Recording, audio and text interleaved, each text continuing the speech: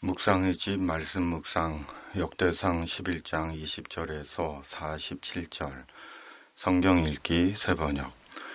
요압의 아우인 아비새는 30인 특별부대의 우두머리였다.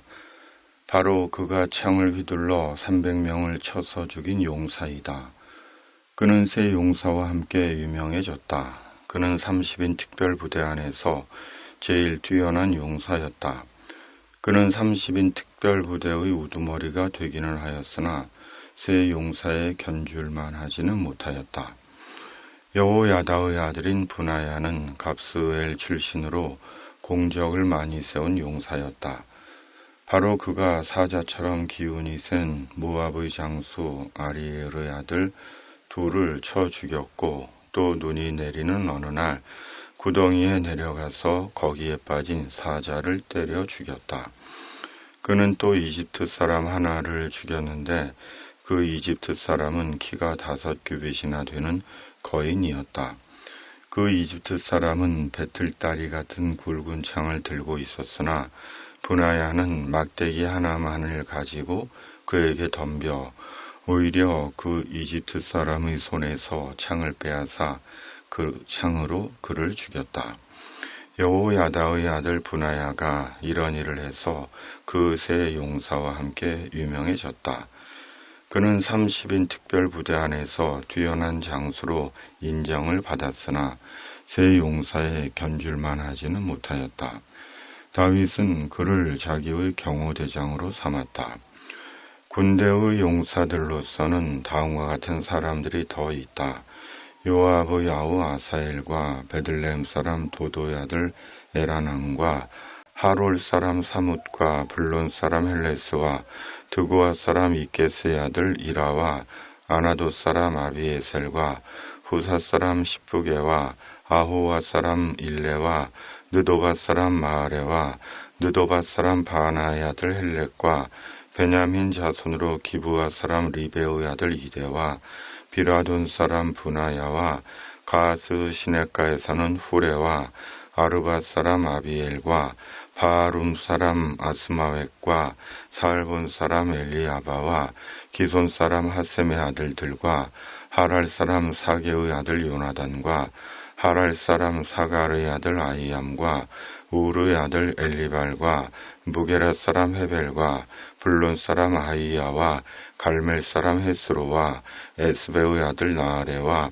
나단의 아후 요엘과 하그리의 아들 미팔과 암몬 사람 셀렉과 수르야의 아들 요압의 무기를 들고 다니는 보에로 사람 나아레와 이델 사람 이라와 이델 사람 가렙과 헷 사람 우리야와 알레의 아들 사밧과 루벤 자손 시사의 아들로서 루벤 자손의 족장이며 30명을 거느린 아디나와 마가의 아들 하난과 미덴 사람 요사박과 아스드라 사람 우시야와 아루엘 사람 호담의 아들들인 사마와 여이엘과 시므리의 아들 여디아엘과 그의 아우 디스 사람 요하와 마하위 사람 엘리엘과 엘라함의 아들 여리베와 요사위야와 모압 사람 이드마와 엘리엘과 오벡과 무소바 사람 야시엘이다. 아멘. 다윗의 용사들에 대한 말씀입니다. 하나같이 용맹하고 실력 있는 장수들로 다윗을 도와 이스라엘을 회복하고 세운 용사들입니다. 특히 요압의 아우 아비새는 30인 특별부대 안에서 제일 뛰어난 자였고, 여호야다의 아들 브나야는 왕이 가장 신뢰하는 다윗의 경호대장이 되었습니다. 참으로 특출하고 용맹한 다윗의 용사들이었습니다. 그러나 그들도 베들레헴 성문 곁 우물물을 길어온 세 용사와는 견줄만 하지 못했습니다. 분명 아비새나 브나야나 30인 용사들 또한 다윗을 위해 목숨을 걸고 싸운 대단한 장수들인데 누구도 세 용사와는 견줄 수 없다고 성경은 말씀합니다. 그렇다면 그 이유가 무엇일까요? 무슨 차이가 있어서 성경은 그리 말씀하시는 것일까요? 새 용사가 목숨을 걸고 블레셋 군대의 본진을 뚫고 다윗을 위해 물을 길어왔기 때문일까요? 그러나 다윗의 용사들 중에 목숨을 걸지 않은 용사가 누가 있을까요? 그러기에 이유를 잘 모르겠습니다. 다윗의 모든 용사들이 다윗을 위해 목숨을 건 것은 매 한 가지인데 왜 새 용사와는 견줄 수 없다고 하는 것인지 그 이유는 잘 모르겠습니다. 그럼에도 한 가지 분명한 것은 주님을 위하는 삶은 목숨을 걸어야 한다는 것입니다. 반은 세상에 반은 주님께 마음을 걸고 적당히 그럴듯이 보이며 놀고 즐기고 갖고 쌓고 사는 것이 아니라 에스더처럼 죽으면 죽으리라는 심정과 고백으로 사는 것입니다. 견줄 수 없는 새 용사는 이런 신앙적 삶을 일깨워 주고 있는 것 같습니다. 세상에는 예수님을 믿어도 힘들게 살아가는 이들이 적지 않습니다. 그럼에도 다른 한편에서는 세상적인 온갖 호사를 누리고 즐기며 살기도 합니다. 같은 믿음, 다른 인생을 삽니다. 심지어 그리스도를 팔고 말씀을 팔아 교회를 통해 남들은 쉽게 누리지 못하는 호사를 누립니다. 결국 다른 믿음, 다른 결국이 될 것입니다. 그러므로 참된 믿음과 순종은 주님 앞에 서는 날을 기억하고 절제와 진실함과 자기의 것을 줄여 나누는 삶을 사는 것이 참된 그리스도인 됨의 증거라는 생각입니다. 또한 말씀 앞에서 나라를 생각하게 됩니다. 부패하고 무속적인 이전 정부가 무너지고 새롭게 나라를 섬길 새 인물들을 새 정부가 인선하고 임명하고 있습니다. 부디 바라기는 진심으로 나라와 국민을 생각하는 자들이 인선되고 임명되기를 바랍니다. 그들의 섬김을 통해 참으로 깨끗하고 공정한 나라가 되기를 기대합니다. 교회도 마찬가지입니다. 교회는 목사 한 사람이 지배하고 통치하는 종교 사업장이 아닙니다. 모두가 서로 협력하여 주님의 교회를 주님의 교회 되게 하는 것입니다. 목사는 목사의 일을 하고 장로는 장로의 일을 하고 권사는 권사의 일을 하고 집사는 집사의 일을 하고 교인은 교인의 일을 하는 것입니다. 서로의 역할과 지위를 존중하고 함께 하나님의 나라와 하나님의 영광을 위해 교회를 섬기는 것입니다. 교회는 결코 목사 개인의 종교 비즈니스가 아닙니다.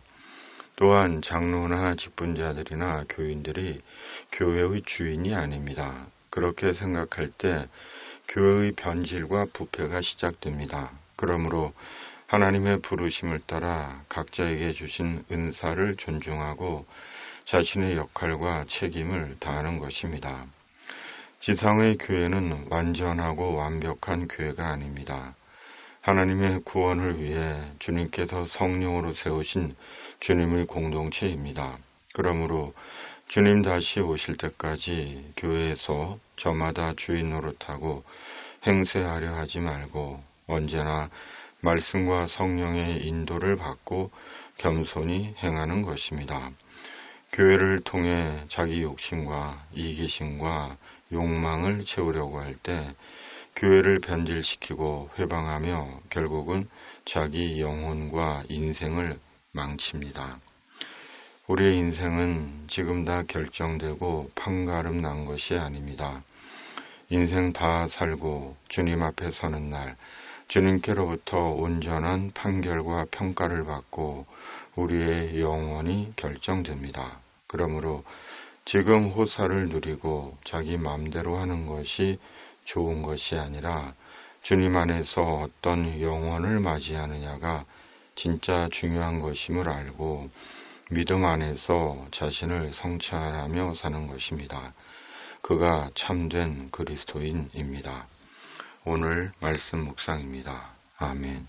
살아계신 하나님 아버지, 주님께 받을 영원한 판결과 평가를 늘 기억하고 교회와 나라를 위해 말씀과 성령으로 일생을 온전히 사는 그리스도인 되게 하여 주시옵소서.